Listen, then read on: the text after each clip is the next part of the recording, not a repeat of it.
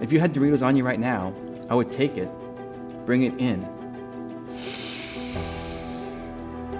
Just like enjoy the Doritos smell and then give it right back to you. And then my head is like, you are the greatest human on the face of the planet, right? Like that's how you build self-love, by doing difficult things, by being proud of the effort. And then if you're there, then you can be way harder on yourself because there's so much self-love. Most people have no self-love, and so they can't handle a little bit of criticism. I see it as like, if you look at the yin-yang circle, like the black and the white, the more you build your self-love, the more you can build the hardness. The more you're your cheerleader, the more you can be your biggest critic. I think you need to be your biggest critic as well as your biggest cheerleader. So publicly, most of the time I'm saying, I suck, like we're still trying to get better. We're just scratching the surface of what's possible. Like we suck. But that's more a skill set.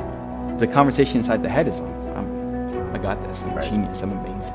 And I think that that's a gift that everybody can have. I want everybody to love themselves more. I want everybody to believe in themselves more. That's why it's the world's biggest problem, because if everybody woke up and felt that way, we'll solve everything.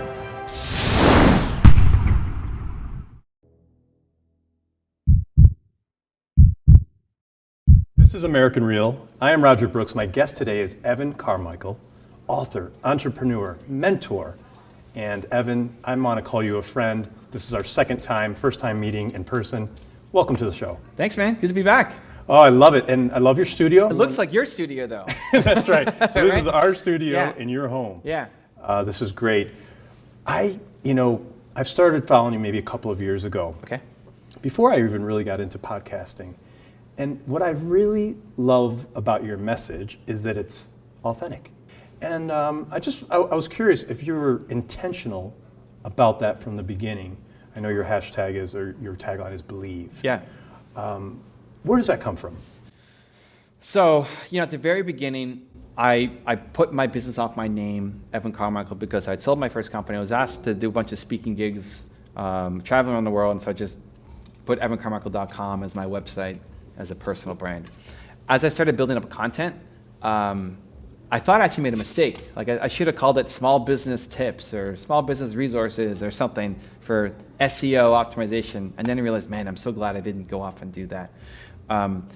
Believe came later. I believe that everybody has a single most important core value. And when you figure out what your core value is, it allows you to live your life with a lot more intention, bring people on your team with a lot more intention. And so when I discovered mine, which is believe, then that's the lens through which I see the world. And so every piece of content that I make, every interview that I do, it's always my intent, at least, to try to ooze believe. I may not always deliver, but it's always my goal going in. And it just becomes the North Star. And I think that's within everybody. And so if you look at how do you find it, if you look at your favorite movie and your favorite book and your favorite teacher growing up and what you loved about your parents, there's a through line between all of them. If you had to write 3 words down for why you love this book and why you love this song and why you love Mrs. Jones from grade 8, it wasn't because she taught you math. There's something about her that you love, and you write 3 words down, you'll see this connective tissue between all the things that you love. That's what you value the most. And then now knowing that allows you to plan for a better future, to track more of that with intention into your life. And I love that word intention, because I think a lot of times we get so caught up in our lives, and I'm not talking about you in particular, I'm talking about people in general, that they don't take the time to be aware or be intentional about what they're doing. And I think what you're doing is you're helping people realize that. You helped me realize that. And by bringing some of the celebrities or whomever you bring for your top 10 rules. Yeah. I think it seems to be very intentional, but it strikes a chord with me as the individual, and I'm sure everyone else that follows you. Is that intentional? Yeah, I mean, I want to spread more belief. I think the world's biggest problem is that people don't believe in themselves enough. So I'm off on this mission to try to solve the world's biggest problem. And if you think cancer is the world's biggest problem, I think we could have solved cancer already. I think the woman who solves cancer is a manager at McDonald's because she never found that she's great at biology and didn't believe in herself enough to chase it down. So I think that's the world's biggest problem. And so how I got it was through modeling successful people. Bill Gates saved my first company, even though I've never met him. I researched his story and it saved my business. And so for the past 20 years, it's what I've been doing, is trying to share that with other people as well, to say, here's what you can learn from Bill Gates or Oprah or Kanye or whoever. And what I love doing, especially with intention, is trying to find people who, yes, are easy to understand and like, but the ones who are difficult to understand and like. The first top 10 was on Kanye West. And I made it because a buddy of mine, Mark Drager, made this blog post about Kanye and Taylor Swift and the whole issue they had. And it was years after it happened. And I said, you know what? You may not like Kanye. He may do a lot of stupid things that you may not agree with, but you can also learn from Kanye. There's a lot you can learn from him. He went from being a producer to being a rapper to being an entrepreneur. He won more Grammys at his age than anybody in human history. Guys like John Legend, you know John Legend? Sure. So his name isn't John Legend, his name is John Stevens. And him and Kanye are friends, which already seems weird. Like John Legend seems to be the nicest human of all time, and you got Kanye being Kanye. How are they friends? And they're at a bar in Chicago when John Stevens was starting his career, and he tells Kanye, I feel like I have an old school voice. I feel like I'm kind of from the Sinatra era, like this isn't my era right now. And Kanye says, you should call yourself the legend. And he said, well, I can't do that. Like, what if it doesn't work out? I'm just getting started. I'm going to call myself a legend at the very beginning. And Kanye helped convince him to change his name to John Legend. Wow. So even if you hate Kanye and you think he's the worst human alive, awesome. Are you that good a friend to your friends? Like, you can learn from that. And so I made the first top 10 just as a, Mark, my friend, go watch this video and learn something from Kanye, right? So cool. And then people said, hey, I love that. Can you do... Right? Can you do Oprah? Can you do this person? Can you do that person, right? And it's always positive. For anybody who's seen my content, it's always believe. It's always positive. There's a lot. I think my channel would actually grow faster if I went negative. If I said the top 10 stupidest things Kanye ever said, that's easy content for people that want to consume, right? But instead, we try to take people and show only the positive side of what they're saying and bring that in. Because I want to spread belief. And so it's been 10 years of being on YouTube. It's been a wild ride. April 2009 was the first video, and that's my mission for life. And YouTube, I think right now is the best platform to spread a message. 100%. And you and I actually spent our first talk discussing YouTube in particular, and I've been spreading that word and trying to live it to be more consistent. Yeah. You talk about putting up 10-minute posts. There's something to that algorithm where 10 minutes, and I'm seeing that, and seeing the increase in numbers. So nice. Thank you for that. Yeah, cool, man. It's awesome. It works, but it's the consistency, right? How important has consistency been in your career? And I'm talking even way back. Yeah, huge, man. I mean, I have over 6,000 videos on the channel. Today, 6 videos are going up, right? We have 10 channels, I think, and 6 videos go up across the channels every day. I've passed people, this is actually sad for me. I've passed people who I look up to, who I feel are way better at speaking than I am, and I've way passed them on YouTube just because they're not super consistent. They're not creating enough content. So part of my mission is also to help some of these people who are the thought leaders, are the gurus, are the people who have all the knowledge and are maybe a little older, like 50s, 60s, 70s, some people, and have archives of content, are still making some videos, but they're just not putting it up on YouTube. It's like, I want to help preserve your legacy. Like, your content needs to be up there. And so when I see my channel have 2 million subscribers and somebody else has 200,000, it's not the comparison and the ego play. It's like, man, if I'm at 2 million, you're the legend. You should be at 200 million, right? Like, let's get your stuff out there more. And so it's been a surprising turn for my business, or at least a little part of it, of a lot of the mentors and heroes that I look up to. I'm now actually helping them to get their message out. I mean, even looking at your stuff, right? Like, you ask great questions. You care a lot about the content that you're putting up. You're not just throwing stuff together. You're willing to drive here from New York and bring your setup and all this stuff here to make this happen. I want to see your stuff win harder. Like, I want to see more valuable content on the platform, because 19-year-old Evan who quit on his business would have been able to watch American Real and learn something and maybe not feel so bad about himself. Yeah, right? I appreciate that. And it seems like we're in an era where there's so many good people, like yourself, like Meltzer, like Ed Milet, like Gary Vee. And aren't you proud to be part of that? Yeah, I mean, Gary and I have known each other for a while, before he was really even big on YouTube. I've had a great privilege of being with Ed, being in his home, helping with his YouTube. Same thing with Dave. I love it. Like, I remember I told, you know Tom Bilyeu? Yeah, I do. I remember when I had Tom Bilyeu on my channel, when we first did a top 10 on him, somebody said, do Tom Bilyeu. I was like, I never heard of this guy from Quest. Like, okay, let's do him. And I'm like, oh, I love this guy. Like, I really love this guy. I'd never heard of him. The world needs to hear Tom Bilyeu. And I remember being on a call and saying, like, I really hope you don't get discouraged and don't quit. Because it's really hard for somebody who's had so much success to then start over and be at the beginning again. And not see views happen and not see momentum happen and give up and quit too soon. I said, I really hope you keep going because I love your message. And then a year later, it's like, here he's got 1 million subscribers and he's blowing up. And it's funny you said Dave Meltzer because I told Dave the same thing. Like, I think you're Tom Bilyeu a year later. Yep. You got a great message, like heart-driven. The world needs more of this. And just please don't stop. Right? And I see his momentum building every week. It's wonderful to see. Yeah. It's just wonderful It's to happening. see. So you often hear people talk about connecting the dots backwards if you look back. I was just looking through your website yesterday, and I saw all the pictures of you, in your early years and the progression. If you look back, and you're almost 40 now, what about your journey stands out? In that you're now at a place where you could do what you love to do. Was it some luck? Was it timing? Was it making good decisions? Was it your consistency? Was it your upbringing? Was it a little bit of everything? I'm sure, probably a mix of all of that. I think the willingness to not live with regret kind of supersedes a lot of it. Where does that come from? Probably my parents is the easy answer. I haven't really thought too deeply about it, if I'm being honest.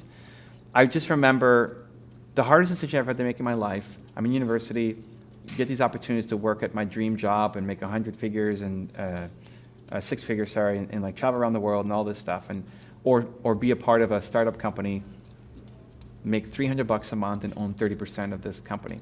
And I really struggled with it. My friends wanted these dream jobs too. And my parents just said, do whatever, feels right. And I decided, you know what, I'm going to give myself a year. I'll try the company. If it doesn't work out, I can always get another job. It may not be the same job, same pay, but like close enough. Right. I didn't know if this startup business would ever come around again. And I had Jeff Bezos' voice coming into my head where he would say, he created a regret minimization framework. Basically try to live your life with no regrets. So I asked myself, what would I regret more? Saying no to the job or saying no to the company? And it was just saying no to the company and owning. So that made me go off and do it.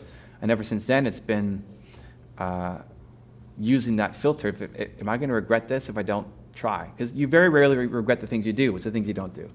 So if I don't do it, if I don't say yes because I'm afraid, because I can find some logical reason, but if I don't do it, am I going to regret that in 5 years, 10 years, 90 years, whatever? And if it's yes, then I say I have to go off and do it, even if I fail, just to know.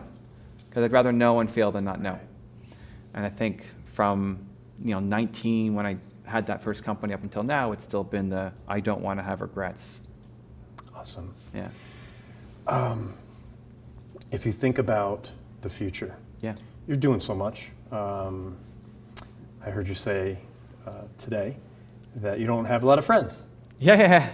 I can relate to that. Okay. Really, like I have friends, Yeah. but I'm very content, my wife and I, with our kids. Yeah. But I focus on what I enjoy doing, and that is putting out great content. As we finish this year and look into next year, where's Evan's mind as far as your goals for 2020? I honestly have no idea. Really? Yeah, I mean, this is maybe where I differ a lot from other people in my space. I think if you have a 10-year goal for yourself, you're thinking small. Okay. Or a 5-year goal, or even a 2020 goal. Like, to know where you're going to be at the end of 2020, I think is ridiculous. Too short of a time frame. Too long of a time frame. in that you're going to grow so much between now and the end. I'll be a different person. This year when I did my tour, I broke my neck. I was a different person. I came back, I was a different person. Any goal that I set for myself at the beginning of the year has shifted because I've shifted. It doesn't mean that goals are bad. It just means I think a lot of people set goals and then they go off and hit them, but it's small compared to what you could have done. Now, if you go 5 years or 10 years, it's ridiculous. Like, if you looked at yourself, if you're 50 now and you said at 40, I'm going to make my 10-year goal and I'm going to be doing American Reel and have a YouTube show. And it's like this. Yeah. You were thinking totally different things. Right. If you're growing, like I think that's a good thing. Right. I think if you can actually, with any accuracy, plan where you're going to be, even by the end of next year, then you have no growth in your life. I think that's bad. So I'm not so focused. I have a mission, right? And every day I wake up and I try to hit that mission. I think that's the driving force, right? I want to solve the world's biggest problems, what I'm trying to do every single day. And then willing to be flexible in how to go off and actually accomplish it. I want to wake up and do meaningful work every day. That's the goal. That's awesome. I believe I heard you say at one point you want to reach 1 billion people. Is that right? Yeah. I mean, I want a goal so big that I'm never going to hit it. People then ask me, how do I track it? I'm not. That's not the point. The point's not to track it. The point is to wake up and do work that has the potential to reach a lot of people, right? Doing this show, it's going to reach a lot of people. Doing my YouTube channel is going to reach a lot of people. That's why I don't do one-on-one coaching as my main business, right? Because it's very meaningful, but it's only going to help 20 people at a time, right? I want to have a much bigger impact. So the filter through which I make decisions is, will this be able to reach a lot of people? And if it's yes, I'm going to do it. If no, then it better be like insanely meaningful or I'm not going to touch it. Branding. Mm-hmm. You're big on branding. Mm-hmm. Again, consistency. Yeah. For people that are trying to figure out their purpose, and then the next step, their brand, who they are, what recommendations would you have? Where do you start? Do you start on a whiteboard? How do you get going? So I got a new book coming out. It's on know, exactly let's talk that. Oh, are you, you're okay. We'll get there right now. He's Let's making talk it about easier for me. Okay, so I actually flip it. I would go with who you are before your purpose. So I have a book called Built to Serve. It's coming out there, depending on when this video comes up. Love Maybe the it'll be title. out. The idea is humans are built to serve. If you're not happy, it's because you're not serving. Either the world, you and I have big missions. We want to serve the world.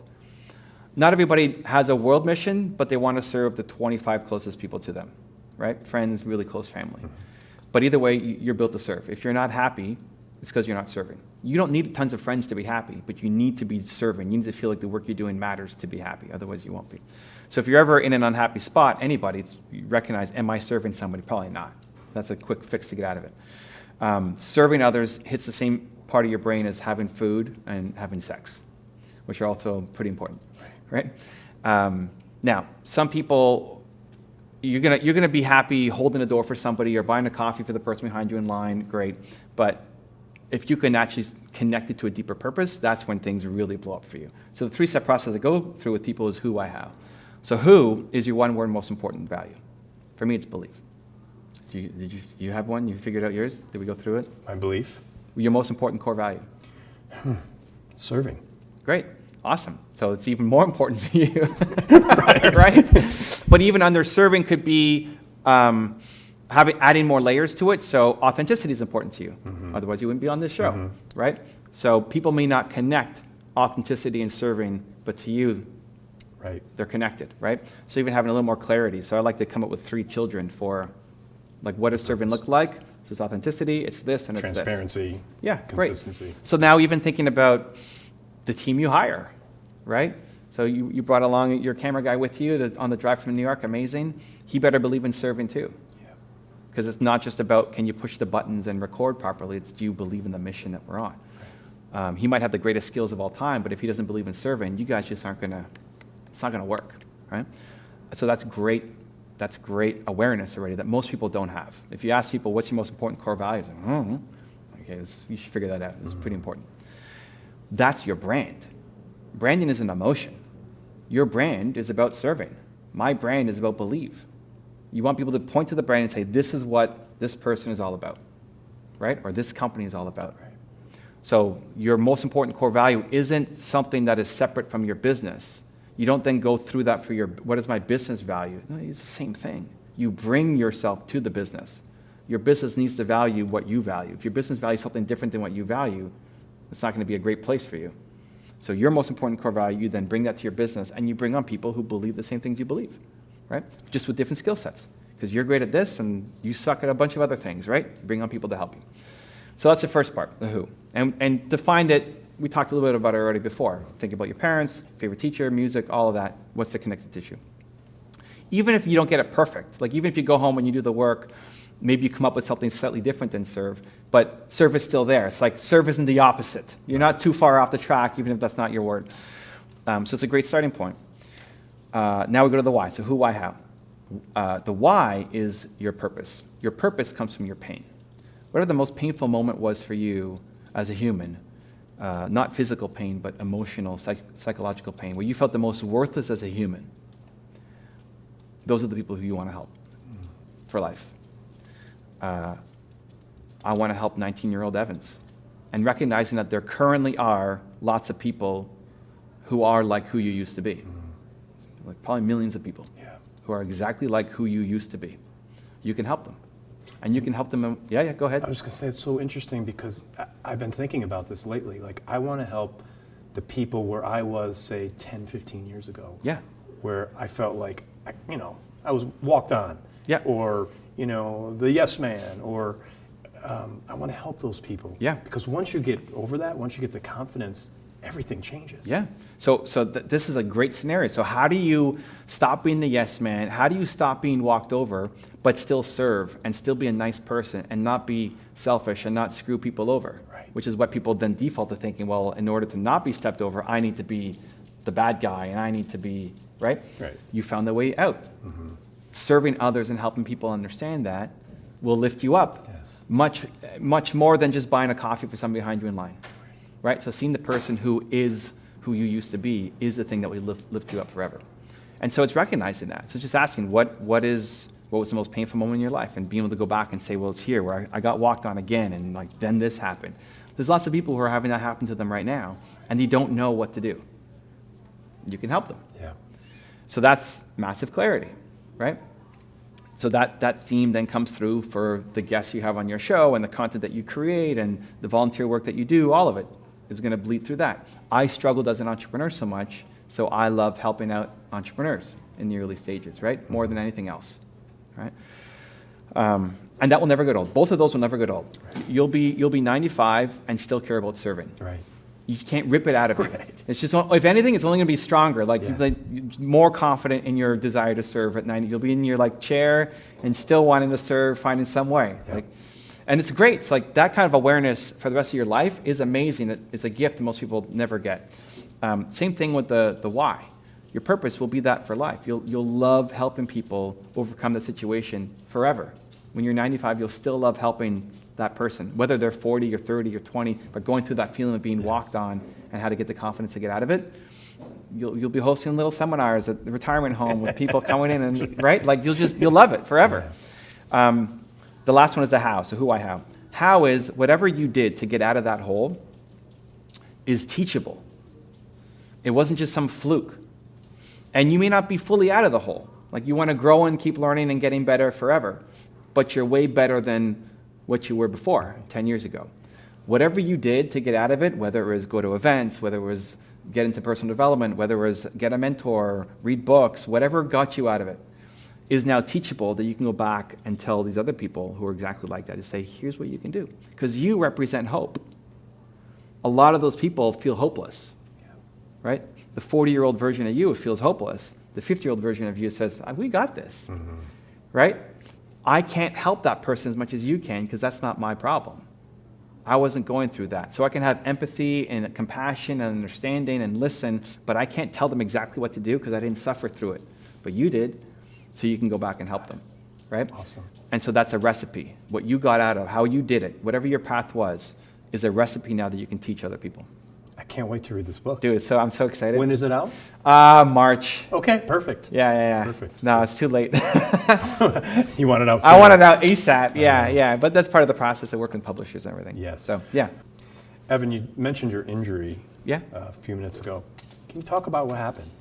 Because I watched you on your tour, and Yeah. one day you ended up with a neck brace. Yeah. So I was on a tour. We did 90 days, 23 cities at the start of this year. We were 2/3 of the way through. March 15th, my wife's birthday.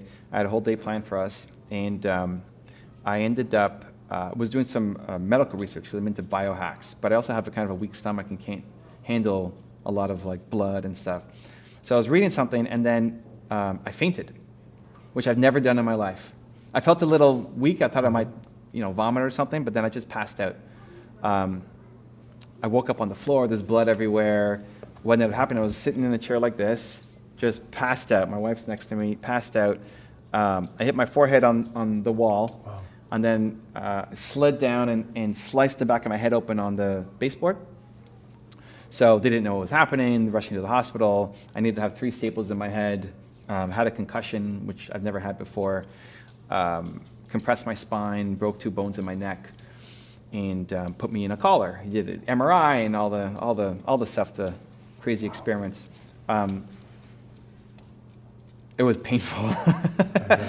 Painful physically, but also I've never not had control of my mind, of all the things that I kind of value, and I can get through anything as long as I can think clearly. But here I had a concussion and I couldn't remember anything, and I couldn't think clearly, I couldn't process information, and it was really scary. Then people were asking me, well, okay, like how are you gonna come home? When's the next flight, or how can you go? And my agent, was saying, okay, well, we'll figure out how to say. I still had I had a month left on my tour, and I said, I'm not coming home.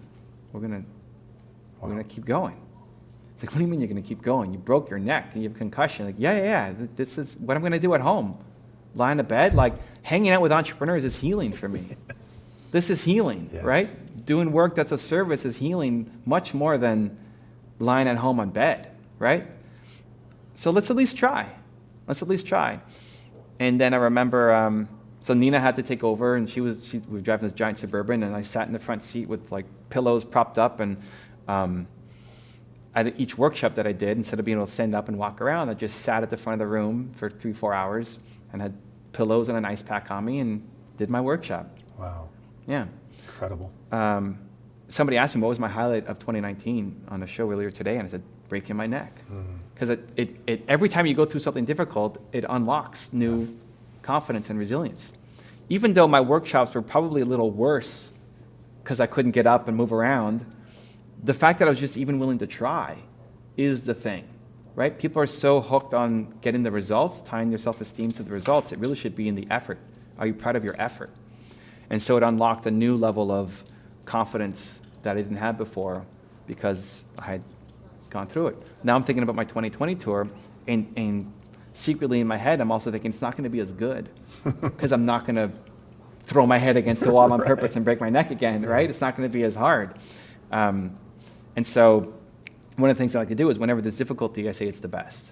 You broke your neck? Yeah, it's the best, right? Like, let's go. Like, this is your chance to show yourself and the world what you're made of. Did you surprise yourself Yeah. at the time? Yeah. I mean, at the beginning, I was just in shock, I think. I didn't know what to do, but we still went live every day on Instagram.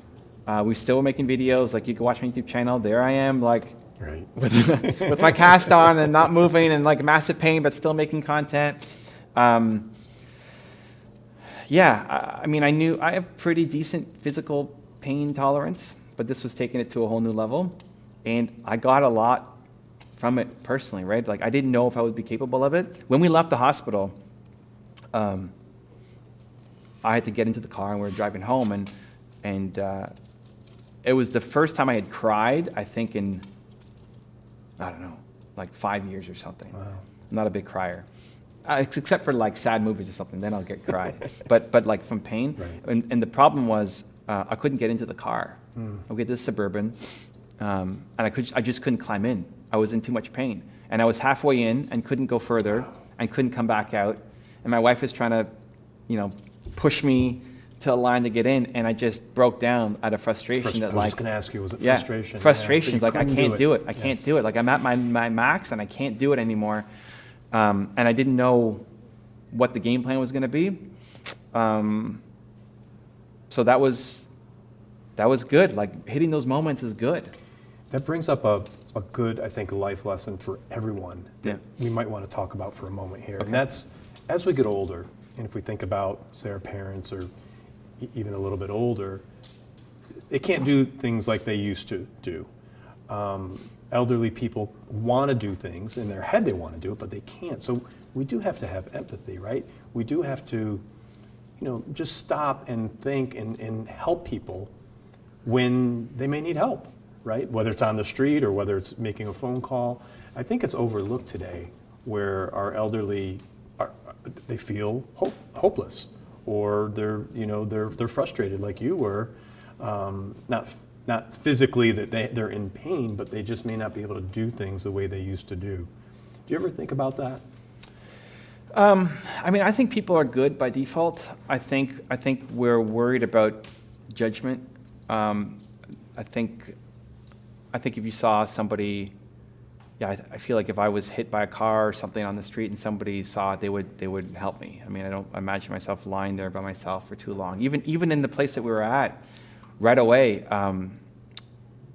somebody rushed in and said, "Oh my gosh, let's take him to the hospital." And we don't know anything about Colorado. We just got there, and then the guy came the next day to see me in the hospital, just to see how, hey, just checking in on how you're doing. I think in terms of yourself, and as you're getting older, I'm not that old yet, I guess, but even looking at dancing, I can't do as much as before. Right. But it's really, and definitely when I hurt myself, I couldn't do anything. I'm pretty independent. I like being able to do my own things. And I remember that first night when I woke up, I had to go to the bathroom in the middle of the night. First night at home, I had to go to the bathroom in the middle of the night. And I sat up, massive pain, but whatever, we'll deal with it, it's okay. I have my neck brace on, so pain's gonna happen. But then I started getting dizzy. And I'm thinking, I don't know if I can stand up, because if I stand up and faint again, I could screw myself over. So I had to wake up my wife, who was just lying next to me, but I'd never waken up my wife to go to the bathroom. Come on, Jesus. But I needed it, right? So I woke her up, and I felt one part so helpless that I can't even stand up and go to the bathroom, but then also so grateful that there's somebody who can help me, get through it. And so what I've learned to do is tie your self-esteem to the effort instead of the result. So if you tie your self-worth, self-esteem, self-confidence to getting a result, you're only going to do things that you know you're going to get a result at, and therefore you play small for life. If you tie your self-worth to trying, the effort, then most days you may not win, but you're going to end up accomplishing so much more, right? And so those little wins are important, right? Yeah, but more you celebrate the effort. If I was super nervous to oh my God, we're American Real, I've made it, it's happening, right? And I was super nervous, and all I did was vomit, all over you. And the first I opened my mouth and blah, right? I'm highly embarrassed, but I'm walking back after. It's I'm amazing that I tried, that I got up there and tried. And then I'm hoping for my next interview, maybe I just vomit inside my mouth a little bit, and then the next one right? And you get better through the action. Yeah. So tying yourself, most people say, "Oh my God, what a failure, I can't believe it, you suck," and maybe never ever try again to go and be interviewed somewhere. But for me, it's, did I try my hardest? So when I was injured, especially, just doing basic things was really rough. And for some people, if we go to seniors, for some people, just getting out of bed is a struggle. Yes. But you should celebrate the fact that you tried. Yes. Are you proud of your effort daily? I think we're too outcome driven. But here's what ends up happening. You win something, but it was easy. You might get some kind of trophy, but it was super easy. You post about it on Instagram and say, "Look at me," but inside it's hollow. It's fake. If you ran a race against 3-year-olds, you're going to win. Congratulations. Right. Who cares, right? That's what most people are playing for, these fake trophies that don't actually mean anything, because inside you know that it wasn't really difficult. We're not being challenged enough. And so being able to look yourself in the mirror at the end of the night and say, "Am I proud of my effort?" I have a thing I call the pillow test, that before I hit my head on the pillow at night, am I proud of the effort that I put in?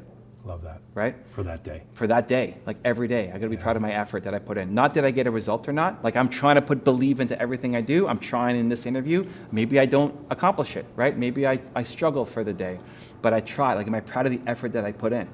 and rewarding that, like huge pat on the back, good job, even though the world tells you you suck because you got no outcome. That's awesome.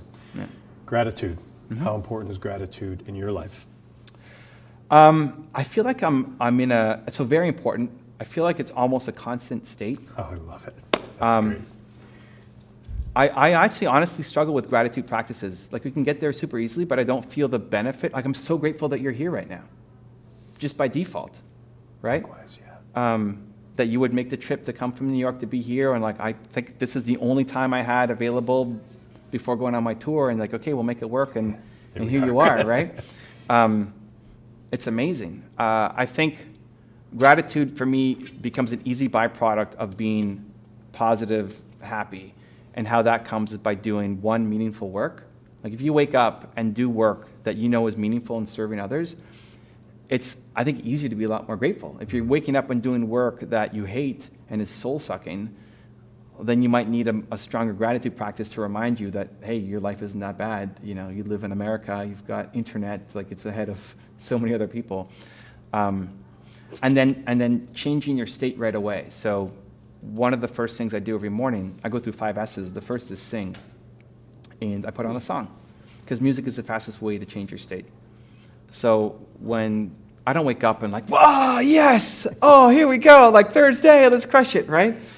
Nobody does that. Tony Robbins doesn't do that. Nobody does that, right?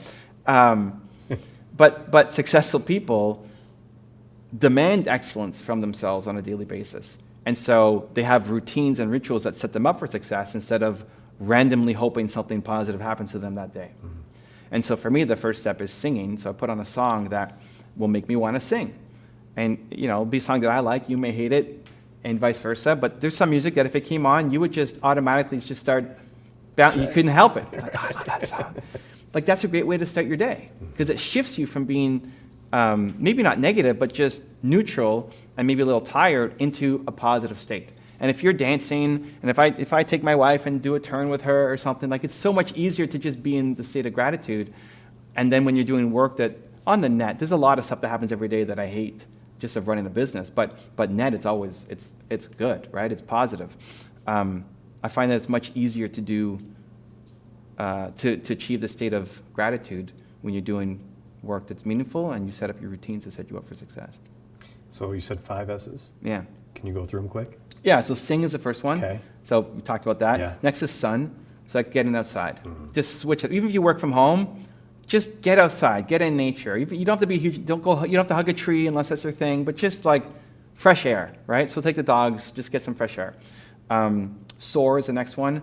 That's the most important thing. What's the thing that makes you soar?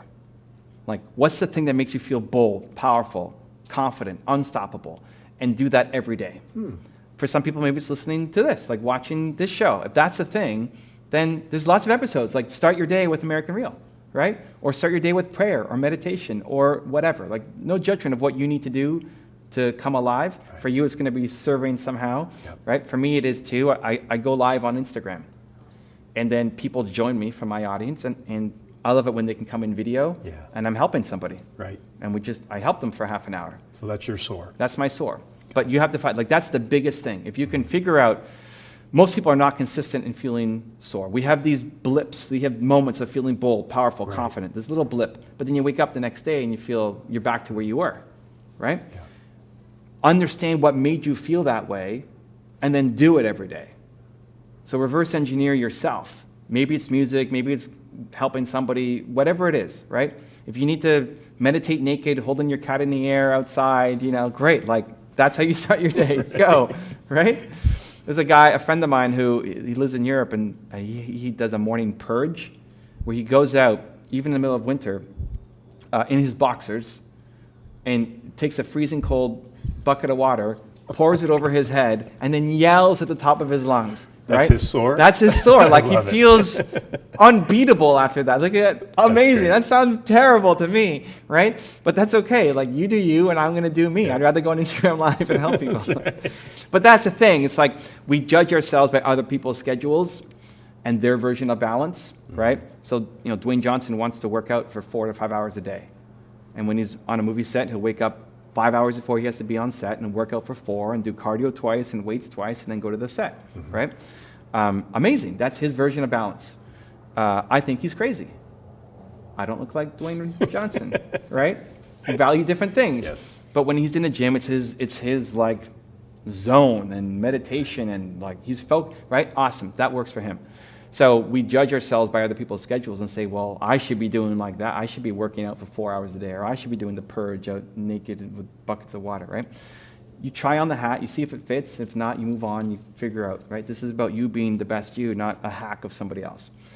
So that's the most, and we spent the most time, I guess, on that because it's the most important, right? If you did the thing that made you feel bold, powerful, confident, alive every morning, you did that for a year, your life in a year from today is going to be insanely different. This is why you can't have a goal for the end of next year because you don't know what you're going to be. Right. Not if you're growing, right? Yeah, not if you're growing, not if you're learning. Yeah. And then the last two are sweat and scare. So sweat will be a quick workout. Okay. I'm getting back into it, still recovering from the neck, but right now we're doing 100 push-ups, 100 squats, 100 jump jacks. Right in the house? Yeah, just like, let's go. Yep. And then scare, I'll take a cold shower. Just something that scares me. You do that. I do, but I don't yell. Wim Well, I studied with Wim. Like he came to Toronto, we did a one-on-one. We did an interview, and then we sat in the ice bath. And I haven't gotten sick in like 3 years. Incredible. It's crazy. Yeah, it's wild. I used to get sick all the time, and I would avoid. Like if you said I'm sick, I was like, oh my gosh, like let's postpone or something. And you're still eating Doritos? I don't eat the Doritos except on the weekend, but I got this giant bag of Doritos next to me. Okay. Because I think you got to do things. I have a strategy called Damn the Doritos. This is, again, counter to most people in my industry. When you're on a diet, people say, get rid of the junk food from your house.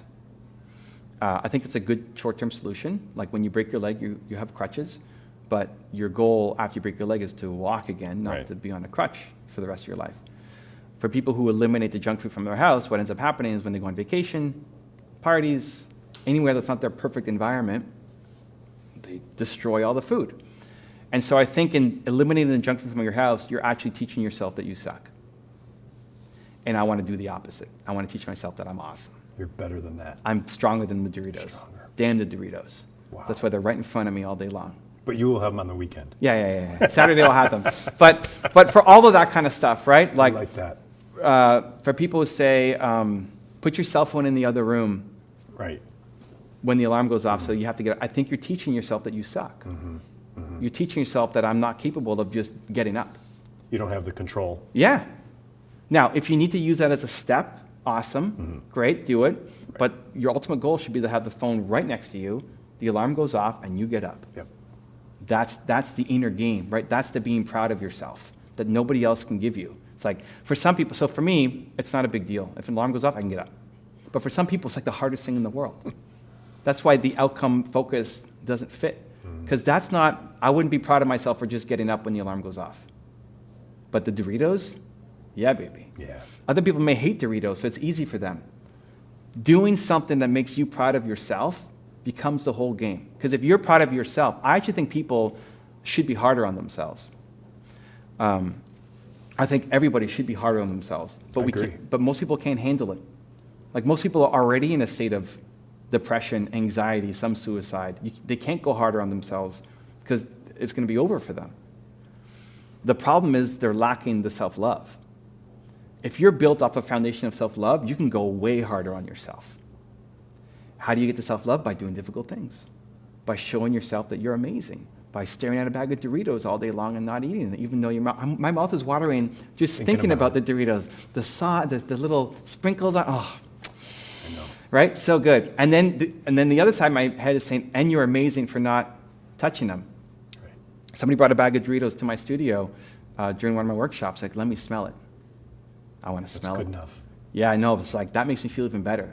This is maybe where I get super crazy weird, Doug. But if you had Doritos on you right now, I would take it, bring it in.